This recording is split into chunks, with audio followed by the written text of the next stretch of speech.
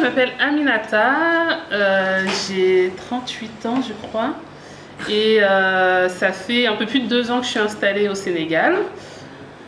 Et donc j'entreprends dans 2 domaines. J'ai cette entreprise d'Emay, l'agence pour la diaspora, et j'ai une autre entreprise qui s'appelle Sensali Auto, qui est une entreprise de location de voitures et qui se trouve à Salé. Donc je vais parler surtout de d'Emay aujourd'hui.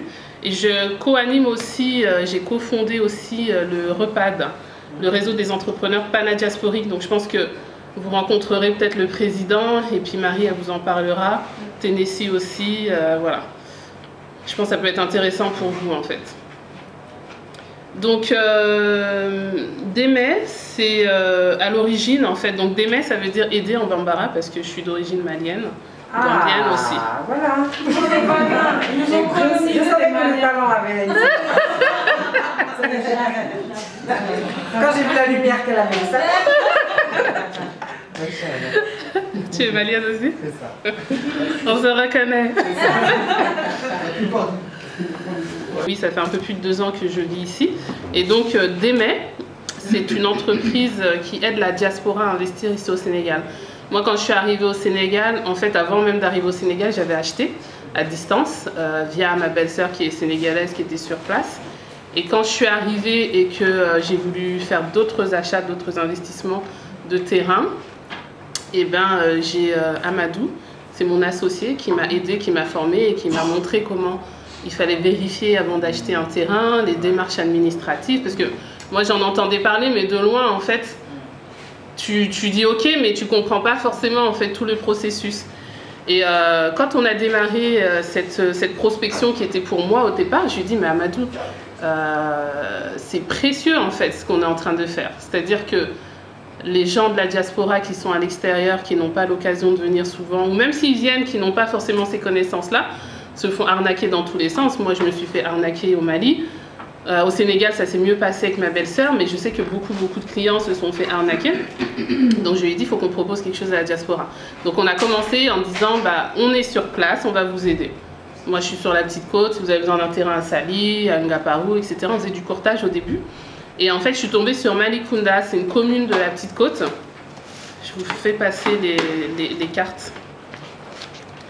Et c'est une commune de la Petite Côte qui est intéressante pour des investissements d'avenir parce qu'il y a beaucoup de projets d'infrastructures qui sont prévus.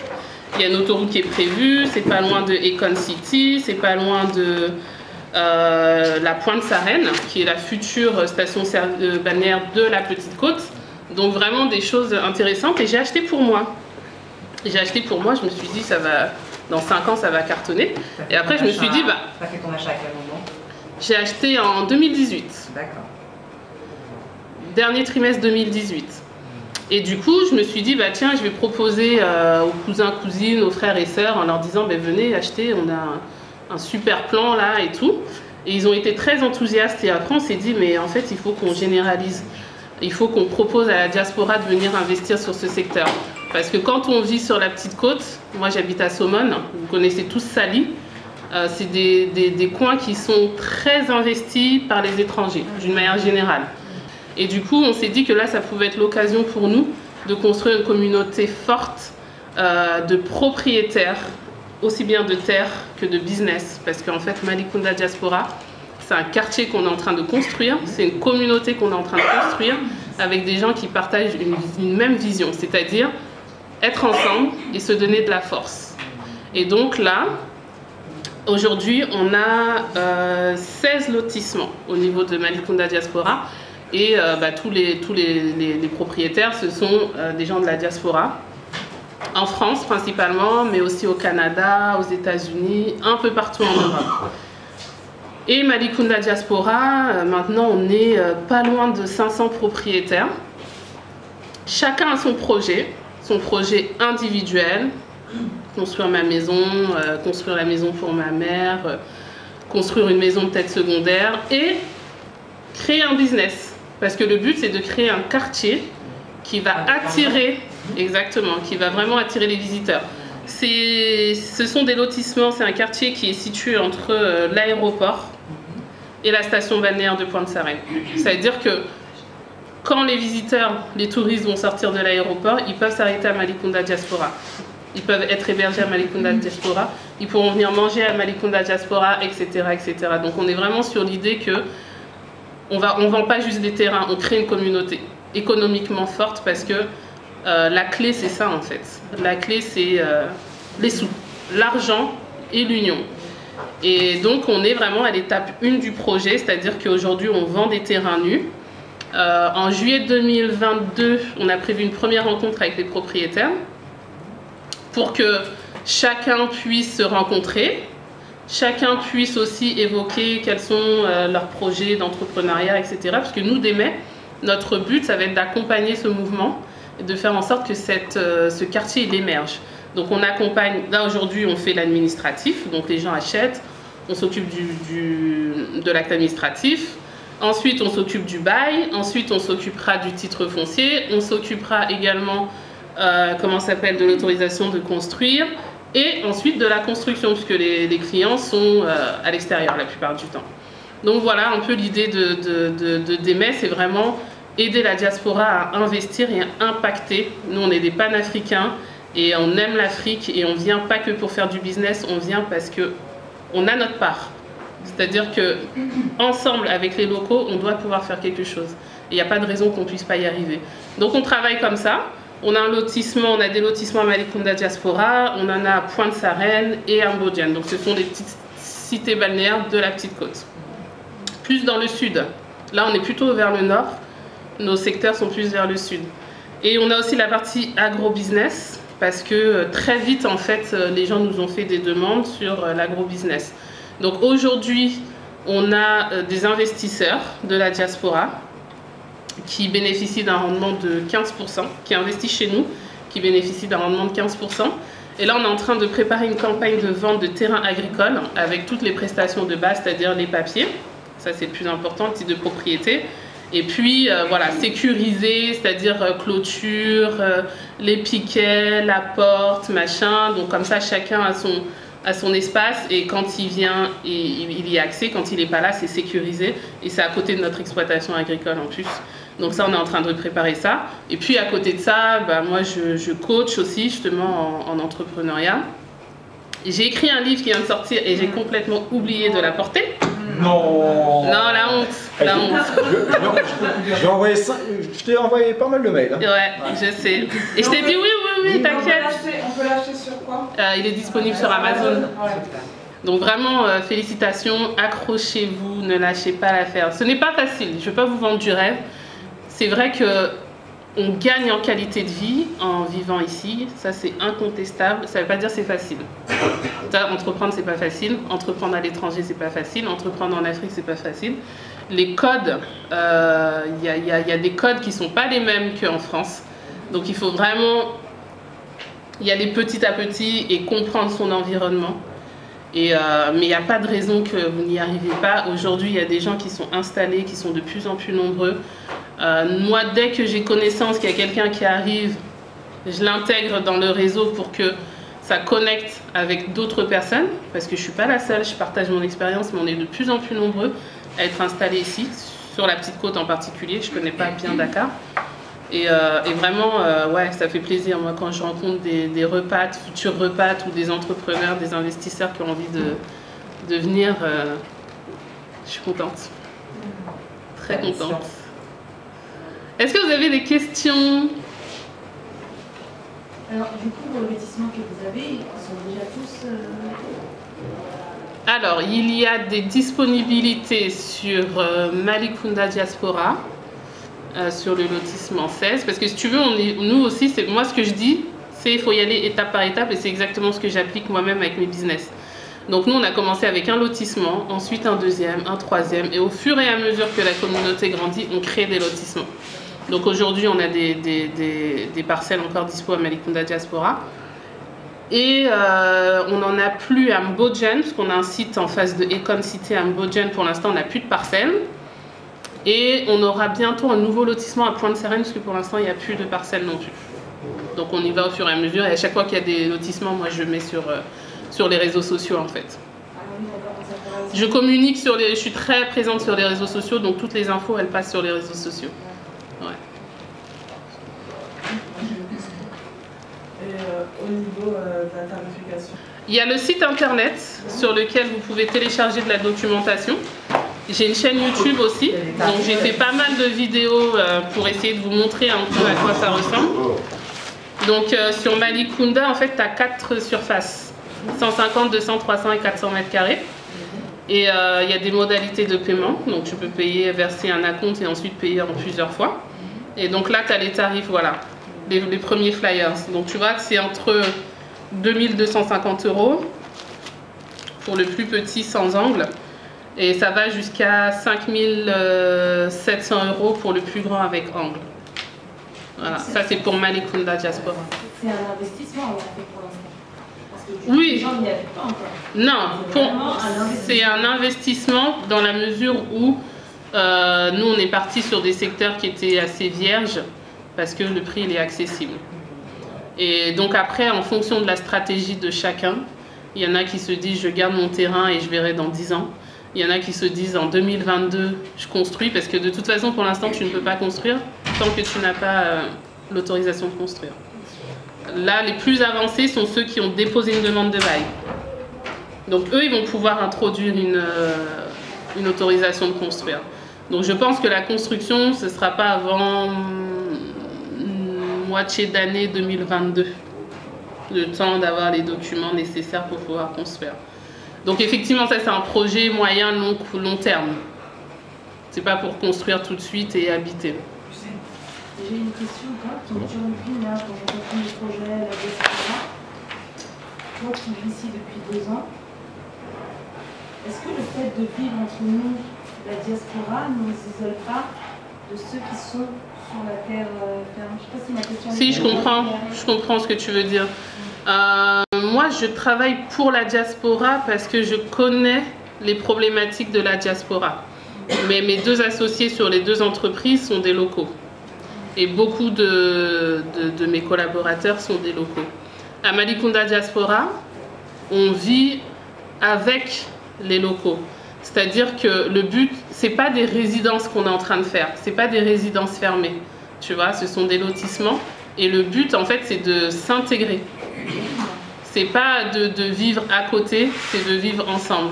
Donc dans les projets de développement de ce quartier diasporique, les locaux seront intégrés. D'accord? Là aujourd'hui, quand on va à Malicounda, de toute façon, on ne peut pas faire comme on veut. On est obligé de montrer patte blanche. Et quand on achète des terrains, c'est toujours avec le chef de village, par exemple. Donc c'est toujours avec le contrôle des gens qui vivent sur place. Tu vois? Donc vraiment, l'idée c'est pas de vivre que entre nous. Mais il faut aussi être lucide. La diaspora a des codes.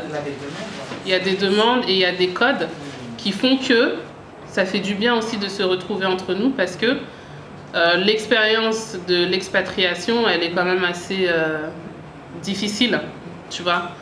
Donc clairement, on se retrouve régulièrement et ça fait du bien, ça permet d'échanger et puis de partager notre expérience en fait. En fait, je te pose cette question, pourquoi? Parce que on va titiller, mais parce que moi, mon mari, il est venu en France. Ouais. C'est un Sénégalais pur sang qui a grandi ici, qui a fait ses études, il est venu sur le tard à 25 ans. Et donc, on a le projet de venir habiter ici. Et je me dis, l'idée c'est que voilà, lui aussi, il porte tous les jours du Sénégal à ses enfants, parce que voilà, c'est dans le sang, c'est quelque chose qui porte très à cœur. Et d'ailleurs, j'en suis tombée amoureuse du Sénégal. Donc du coup, je me dis comment cohabiter, mais ça c'est la vision personnelle, hein. Ouais. Et du coup, comment cohabiter avec mon mari qui est de cœur, mais du coup, moi aussi j'aurais besoin de la communauté, forcément. Parce que du coup, ça va me manquer et j'aurais besoin d'avoir des semblables. Donc, par exemple, j'ai vécu 1 an au bled quand j'étais jeune, je voyais un Français, j'étais folle. T'étais contente? Un semblable. Ouais, je vois. Donc, du coup, voilà, c'est cool. Non, elle se fait bien. Tous ces codes, on vit ensemble. Parce que si c'est pour se retrouver en retrait comme en France, ça n'a pas d'intérêt. Non, on peut rien faire tout seul. On ne peut rien faire tout seul. Donc on travaille vraiment ensemble. Et il y a de plus en plus de Sénégalais d'ici qui achètent aussi chez nous. Mais c'est vrai que moi, j'ai construit l'offre en direction des gens qui sont loin, quoi. Parce qu'il y a cette difficulté de la distance, tu vois. Mais après, au contraire, on n'est pas du tout fermé. Et en plus, on est très bien accueillis à Malicounda. Ils ont l'habitude maintenant de nous voir. Souvent, on fait des visites, on est assez nombreux, on s'arrête au village. Il y a 22 villages, en fait, à Malicounda. Donc, souvent, quand on fait nos lotissements, on est près de certains villages. Et donc, on est bien connus et ouais, ça se passe bien. Mais c'est un point de vigilance. Ce que tu soulèves, c'est un point de vigilance. Ouais. Bah nous, on a envie de prouver qu'en fait, on arrive à faire les choses ensemble. C'est-à-dire, la communauté, on n'est pas solidaire, on n'arrive pas à s'organiser. Nous, on a envie de prouver que si. C'est pas facile, mais il faut les bons outils, en fait. Les bons outils. Et les gens qui ont une vision, ils y arrivent. Il allait y avoir des lotissements disponibles sur Malicounda. Ouais. En fait, c'est sur, tu vois là où il y a le lotissement noir là, voilà, c'est le secteur. D'ailleurs, je pense qu'il faudra il a grandi ce lotissement là. Là, il y a encore des lotissements sur ce secteur là. Après, tu sais quoi? Il reste 4 parcelles sur ce lotissement, mais en vrai, on en fera un autre. On en fera un autre de toute façon rapidement. Ouais, ouais. Oui, oui, dans le même secteur, on en fera encore un autre. Un mail où il faut contacter. Tu peux contacter, là, tu as le numéro de téléphone, il y a sur le flyers, ouais, sur le dépliant. Et en fait, tu auras mes collègues Fanta ou Auguste. Et si tu as des questions, etc., elles te répondront. Parce qu'en achetant cette parcelle de terrain, c'est au-delà du terrain. C'est intégrer une communauté. C'est ça, il y a un dynamisme. C'est vraiment, du coup, on s'est concentré là-dessus parce qu'on s'est dit là, il faut qu'on mette le paquet, on veut créer une communauté. Tu sais, quand il y a tu vois des groupes d'investisseurs acheter des hectares et des hectares parce qu'ils sont organisés. Malicounda, c'est quoi son histoire? Il y a beaucoup de Maliens? Oui, oui, il y a une histoire avec le Mali, c'est vrai, en plus il y a des communautés Bambara. Bon, je signe où est le papier. Ouais. Il y a une communauté Bambara qui s'est installée à Malicounda il y a très longtemps. Et du coup, effectivement, ouais, il y a un quartier qui s'appelle Malicounda Bambara. Il y a Sidi Boubou. Il y a Gagna Boubou, tu vois. Même les noms, ils sont hyper maliens. Il y a des populations maliennes. Hein. Il y a aussi des Peuls, il y a aussi des céréales, il y a un peu de tout. Hein. Mais effectivement, il y a une histoire avec le Mali. Et les Maliens se sont installés là-bas. Ouais. On n'osait pas le dire. Je crois que vous n'avez pas fini parce qu'à chaque fois, ouais. On peut impacter, c'est pas si compliqué. Ouais, c'est beau. Ah ouais, la vidéo 3D. Donc là, on va refaire une autre vidéo 3D. Ah oui, il n'y a pas des systèmes de tontine pour anticiper la construction? Pour l'instant, on n'a pas démarré. Et justement, quand on va se rencontrer en juillet 2022, je pense que tout ça, ça va être à l'ordre du jour. Comment on se finance, comment on organise aussi. Parce que, ouais, ça va être un truc immense. Donc, pour l'instant, non, il n'y a pas encore les solutions de financement. Mais nous, déjà, sur la vente de terrain, on propose toujours des modalités de paiement sans frais. Non, mais même une mise en épargne, en attente. Ouais, mais il faut déjà qu'on rencontre tout le monde. Nous, avec le REPAD, il y a des projets qui sont en train de se créer, et notamment des projets de crowdfunding et de crowdlending. Et je pense que ça sera des outils que DEME pourra utiliser aussi pour que les gens puissent mettre leur argent en toute transparence sur des outils comme ça. Mais il faut déjà que ces outils-là soient prêts. Parce qu'on ne peut pas encaisser des fonds comme moi. Tu vois, c'est ça. Il faut que la structure elle soit déjà prête. Mais en juillet 2022, on aura déjà avancé sur ces types de structures. Et donc, c'est des solutions qu'on pourra proposer. Tu vois, une cagnotte, c'est transparent, tout le monde sait ce qu'il y a. Tout le monde sait où est son argent et comment il sera utilisé. Ouais, donc ça va... En tout cas, sur la rencontre de 2022, oui, je pense que beaucoup de choses vont être mises à plat pour qu'on puisse commencer à s'organiser. C'est l'objectif. Bon, on va peut-être s'arrêter avant que les moustiques nous finissent là. Oui, on a un rendez-vous, on commence à dîner à 21h. Allez-y. Ah, le temps de se poser.